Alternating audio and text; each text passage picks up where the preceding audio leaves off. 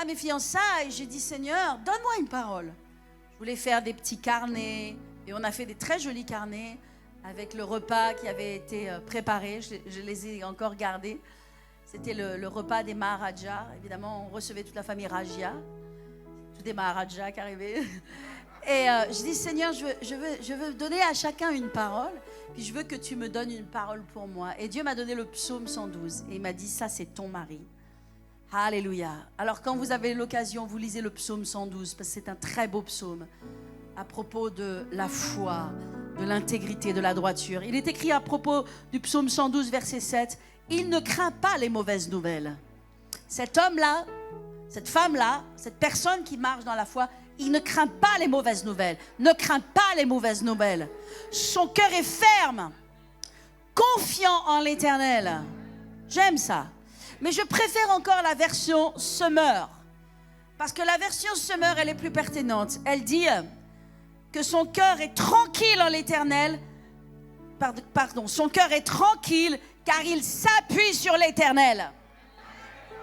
Qu'est-ce qu'il fait? Et vous savez, Dieu, il est honoré quand on s'appuie sur lui. Et il se sent déshonoré quand on ne s'appuie pas sur lui. Et c'est toute la tragédie de Saül et de David. Parce que Saül, voyez-vous, il s'est appuyé sur d'autres choses que l'Éternel. Il a vu des belles brebis, bien grasses, parmi le peuple d'Amalek. Et il a vu des richesses, des manteaux de Shinoa. Et il a vu toutes ces choses. Mais l'Éternel pouvait tout lui donner. Et quand bien même Dieu avait dit, non mais ces choses tu n'y toucheras pas. Elles seront dévouées par interdit. Ça veut dire elles seront détruites, elles sont maudites, on n'y touche pas. C'est souillé. Non, ça n'entrera pas. Il les a mis de côté. Parce qu'il les a trouvées belles. Parce qu'il s'est appuyé sur ces choses. Parce que ça avait de la valeur pour lui. Ça avait plus de valeur, les choses qu'il voyait, les choses qui touchaient, que Dieu et la provision de Dieu et la foi en Dieu. Et c'est tout le problème du compromis dans la vie. Aide-nous, Seigneur, à ne pas faire de compromis. Le compromis, c'est rechercher le raccourci. Tiens, ça, c'est le chemin court pour obtenir ce que je veux. Puis je vais l'obtenir de cette façon-là. Peu importe ce que dit la parole de Dieu, même si c'est en désaccord avec la parole de Dieu, ça ne prospérera jamais. Mes amis, ça ne prospérera jamais. Il n'y a pas de promotion qui prospérera de cette façon-là. Il n'y a pas de ministère qui prospérera de cette façon-là. Il n'y a pas de bénédiction qui prospérera de cette façon-là. Que Dieu nous garde des raccourcis. Parce que le chemin de Dieu n'est pas toujours court. Le chemin de Dieu, il est souvent long. Parfois, ça demande du temps. Ça demande de la patience et de la persévérance. Mais la Bible dit que c'est par la patience et la persévérance que nous héritons des promesses de Dieu. Et les promesses de Dieu ne sont pas les promesses des hommes. Parce que ce que Dieu peut ajouter dans ta vie n'a rien à voir avec ce que toi, que tu peux amener dans ta vie. Dieu, quand il m'a donné quelque chose, il m'a toujours surpris.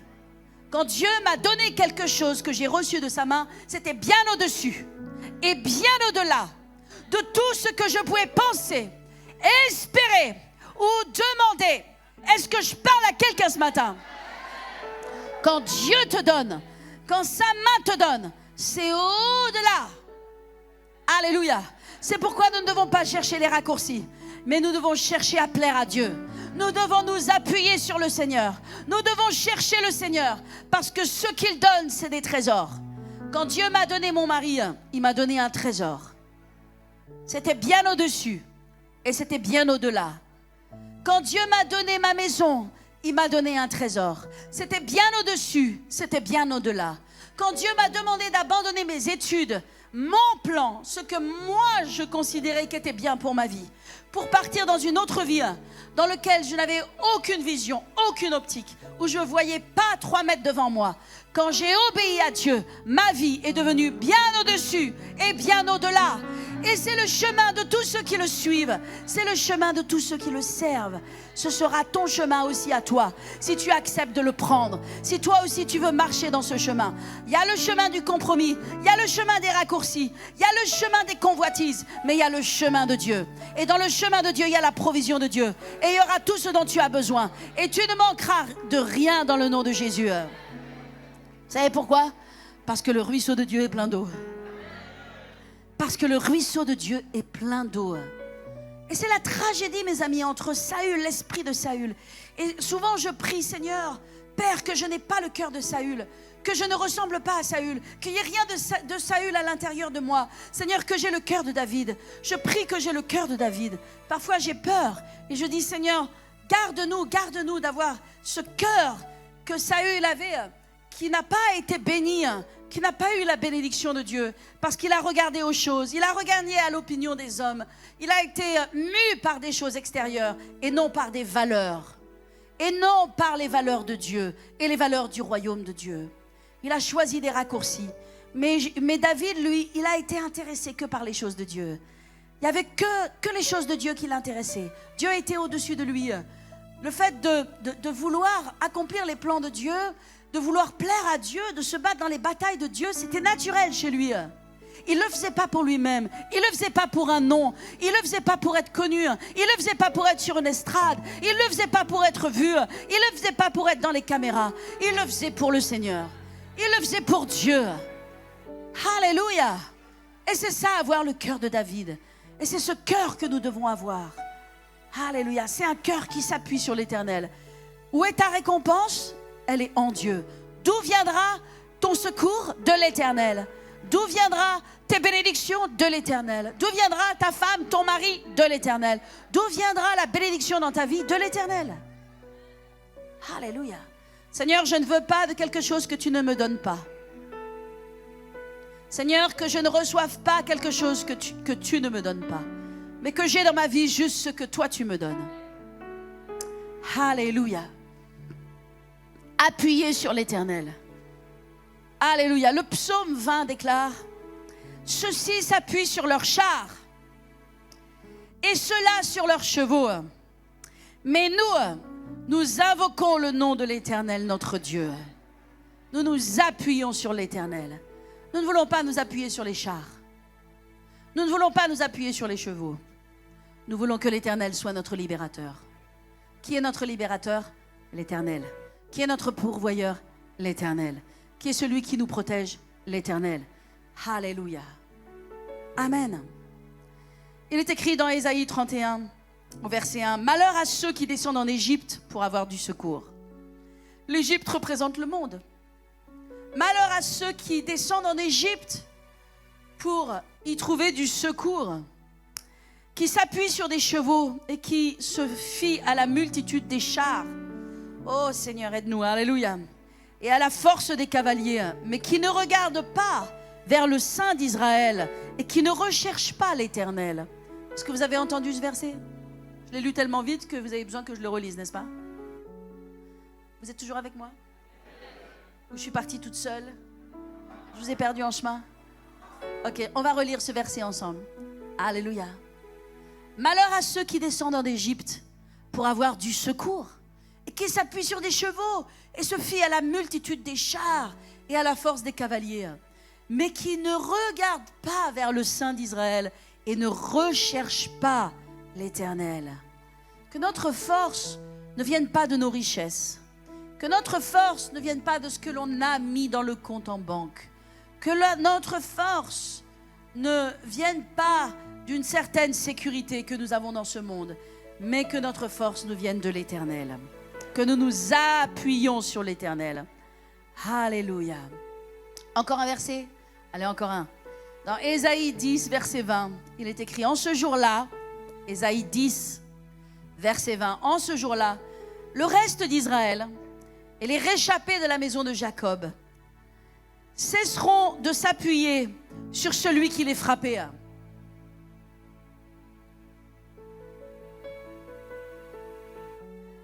Ils s'appuieront avec confiance sur l'Éternel, le Saint d'Israël.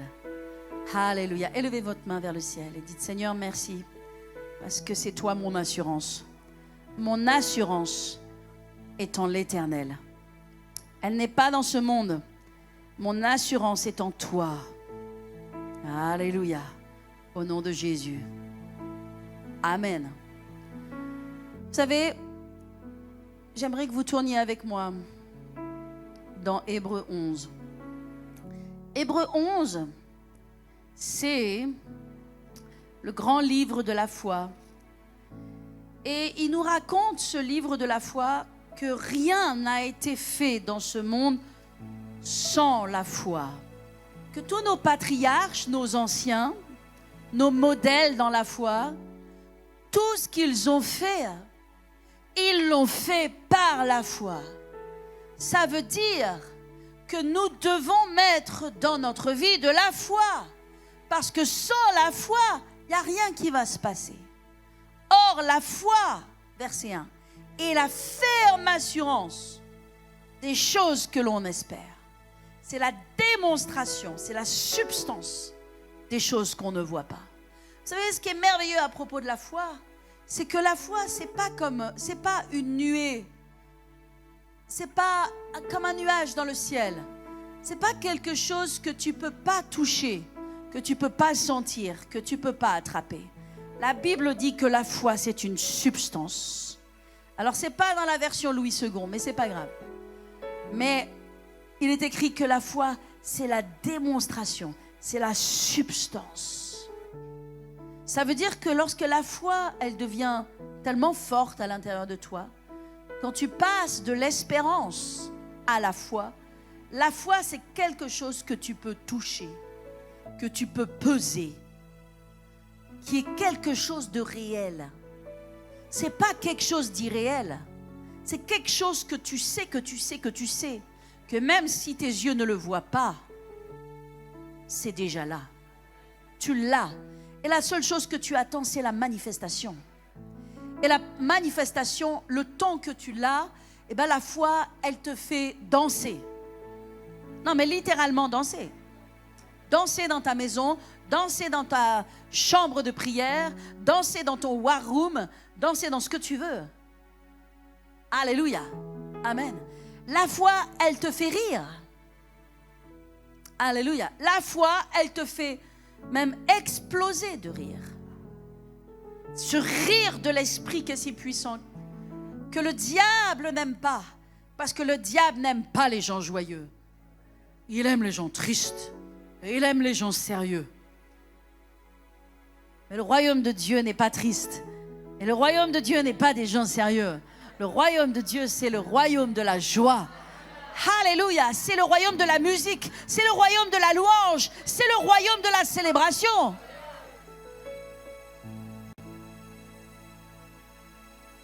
Et si ton âme est triste, parce que ton esprit ne l'est jamais, ton esprit est parfait, elle est connectée à Dieu. Ton âme, c'est là où il y a le boulot, c'est là où il y a tout le job qui doit se faire. Et si ton âme est triste, parle à ton âme. David a parlé à son âme, il lui a dit ce qu'il avait besoin d'entendre. Il a dit, oh mon âme, hey, espère en l'Éternel. Réjouis-toi dans le Dieu de ton salut. Tu es triste, tu es abattu, sois relevé dans le nom de Jésus. Et vous savez, votre âme obéira à votre esprit. L'esprit doit commander l'âme et l'esprit doit commander le corps. Ça s'appelle marcher par l'esprit. La Bible dit, marchez par l'esprit, vous n'accomplirez pas les œuvres de la chair. Et quelles sont les œuvres de la chair? Si ce n'est que la tristesse, la dépression, l'oppression, les larmes, les pleurs, les plaintes, les gémissements, les critiques et les murmures. Ce sont les œuvres de la chair. Ce sont toutes les œuvres de l'échec. Si vous allez dans Galates 5, 18 ou quelque chose, ou 19, et que vous faites la liste des œuvres de la chair, toutes les œuvres de la chair sont des œuvres d'échec. Si tu veux échouer, trouve-toi dans cette liste. Va dans cette liste et trouve-toi quelque chose en lien avec cette liste. Tu es sûr que tu vas échouer parce que ça, c'est les œuvres de l'échec. La chair, c'est l'échec. Elle est connectée à Satan et Satan est le plus grand échec sur la terre. Il va passer son éternité en enfer. Dans un lieu de tourment qu'il n'a pas du tout envie d'aller. Et il veut amener un maximum de gens avec lui pour aller avec lui dans sa chute. Il a échoué. Il a passé à côté du ciel. Il a perdu sa gloire, il a perdu sa beauté, son prestige, sa position extraordinaire pour devenir un diable, un démon sur la terre, condamné à être damné, enchaîné pour l'éternité. C'est un échec. Et tout ce qui est relié à Satan produit l'échec. Mais tout ce qui est relié à Dieu et au royaume de Dieu produit la réussite. C'est pourquoi le fruit de l'esprit, c'est l'amour, la joie, la paix, la bonté, la douceur, la bienveillance, la bénignité, la patience et la maîtrise de soi. Ça, c'est la réussite. Parce que ces choses appartiennent au royaume de Dieu. Et toutes les choses qui appartiennent au royaume de Dieu, elles appartiennent à ta réussite. Alléluia. Alors dans Hébreux 11, si vous tournez avec moi, j'aimerais qu'on voit un personnage. C'est au verset 21. Alléluia. Et tous les personnages, ils ont accompli tout ce qu'ils ont accompli par la foi. Alléluia. Et donc toi aussi, tout ce que tu vas voir se produire, c'est ta foi. Ta foi va engendrer les choses de Dieu et du royaume de Dieu sur la terre. Si tu n'as pas de foi, tu ne vas rien voir et tu ne vas rien engendrer. Si tu ne changes pas ta façon de parler, les choses ne vont pas se produire. Si tu ne disciplines pas ta bouche et tes émotions pour devenir un homme de foi, une femme de foi, tu resteras là où tu es. Tu auras des espoirs, tu auras des bonnes volontés, tu voudras certaines choses, mais tu ne verras pas la différence. Mais si tu changes ta façon de parler, si tu changes ta façon de penser, si tu changes ta façon de louer, alors tu vas engendrer le royaume de Dieu pour toi. Le royaume de Dieu va commencer à engendrer pour toi. Et l'impossible va devenir possible. Et les choses qui ne se sont pas encore manifestées vont se manifester. In record time. In record time. En temps record. Mais mes amis, mettons un filtre à nos bouches. Et écoutons ce que nous disons. Écoutons ce que nous parlons. Et ne nous trompons pas nous-mêmes par des faux raisonnements. Parce que ce que nous parlons décrit ce que nous pensons. Et nous ne pouvons pas dire que nous avons l'esprit de foi si nous parlons des paroles d'incrédulité.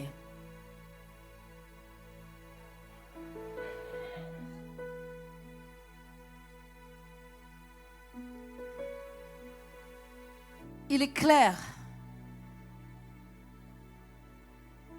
que ce qui parle le plus de ta foi, c'est ta bouche.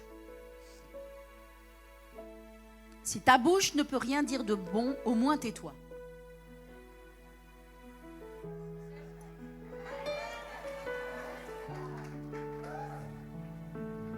Si ta bouche ne peut rien dire de positif, au moins tais-toi. Mais tu peux faire mieux que de te taire. Tu peux parler. Tu peux parler la parole de Dieu. Et le royaume de Dieu engendrera pour toi. Parce que c'est ça la foi. Cet homme dont je veux vous parler, c'est Jacob. La Bible nous dit au verset 21, c'est par la foi. Combien de fois dans Hébreux 11, il nous dit c'est par la foi. C'est par la foi, c'est par la foi, c'est par la foi que Enoch, c'est par la foi que Abel, c'est par la foi qu'Abraham, c'est par la foi que Sarah, c'est par la foi que Moïse, c'est par la foi que qui? Que Josué, c'est par la foi que Rahab, c'est par la foi que Isaac, c'est par la foi que Joseph, c'est par la foi que Moïse, on l'a déjà dit encore, c'est par la foi. Ça veut dire, mes amis, il faut se secouer. Quelque part, il faut se dire, ok, peut-être que finalement, j'ai l'impression que j'ai la foi, mais que je n'ai pas la foi. Fais tes exercices. Fais tes devoirs. Fais ce que Dieu ne peut pas faire à ta place. Il y a ta part, il y a la part de Dieu. Dieu n'a jamais dit que c'est toi qui allais faire le miracle. Dieu n'a jamais dit que c'est toi qui allais faire le miracle. C'est lui qui fait le miracle. Dieu t'a dit, ta part, c'est de croire. Ta part, c'est de croire. Et sa part, c'est de faire le miracle. Fais tes devoirs. Fais ta part. Et lui fera sa part. C'est par la foi, nous dit la Bible, que Jacob mourant, c'est-à-dire il était aux fins de sa vie, bénit chacun de ses fils. Alléluia. Et qu'il adora, appuyé sur l'extrémité de son bâton. Cette parole est très puissante. C'est par la foi que Jacob, au bout de sa vie, il adora, appuyé sur l'extrémité de son bâton. Nous connaissons l'histoire de Jacob. Jacob n'a pas toujours eu la foi. Jacob a grandi dans un foyer, comme parfois beaucoup de nos enfants grandissent dans des foyers où ils entendent parler de la foi, où leurs parents vont à l'église, leurs parents sont chrétiens, ils entendent et ils ont tout le patois de Canaan. Ils peuvent vous dire les versets et ils connaissent toutes ces choses. Mais la foi n'est pas encore dans leur cœur. Et c'est ce qui s'est passé pour Jacob. Il a grandi chez Isaac et Rebecca. Il était dans un foyer de foi. Et pourtant, il n'avait pas la foi dans son cœur. Et donc, il a pensé que pour que la bénédiction vienne pour sa vie, il fallait usurper. Et puis, il fallait mentir. Et puis, il fallait aussi détourner. Et au final, il s'est retrouvé à travailler de toutes ses forces, à donner 14 ans de sa vie, à suer pour un salaire de rien et de misère. Mais un jour, la foi s'est levée dans son cœur. Il a rencontré le Dieu de Bethel. Il a rencontré le Dieu de la maison de l'Éternel. Et la foi s'est levée dans son cœur. Alléluia. Et à partir de ce moment-là, quand le temps de Dieu est venu, la bénédiction de Dieu est venue sur Jacob. Dieu a commencé à le bénir. Il n'a fait aucun effort. Dieu lui a dit, tu prends les brebis, tu les mets dans cet endroit-là, tu mets des branchages comme ça au-dessus et laisse-moi faire. Et maintenant, je vais te donner ton salaire. Et maintenant, je vais multiplier ce que j'ai mis dans ta main. J'ai vu ta fidélité, j'ai vu ta foi, j'ai vu ta patience, j'ai vu ta persévérance. Maintenant, c'est le temps de ton salaire, c'est le temps de ta récompense. Mais vous savez, il y a quelque chose que la Bible dit. La Bible dit que Dieu, alléluia, est le rémunérateur de ceux qui le cherchent. La foi, c'est la connaissance que Dieu existe. Or, sans la foi, il est impossible de plaire à Dieu. Car il faut que celui qui croit en Dieu croit que Dieu existe et qu'il est le rémunérateur. Dieu est le rémunérateur. Dieu a dit à Jacob, c'est le temps de ta rémunération. Et maintenant, Dieu a fait de lui un homme riche. Il était riche.